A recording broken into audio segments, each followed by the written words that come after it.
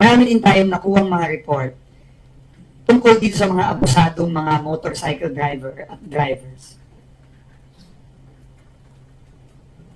I want to tell you now, and we've already suspended, ano pa yun? Yana. And then ngayon may suspending kaming bagong dalawa, yung Mr. Uson, tsaka there's another one.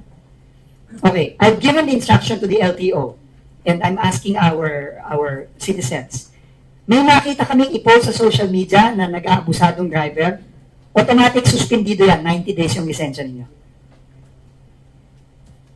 Walang investigasyon, ang hearing, pag may nakita kami na may video, na may pruweba, na umaabuso kayo sa kalye, suspendido kayo. Automatic. Okay, so and I am asking the media, the public, videoin nyo mga yan. Videoin nyo, i-post nyo.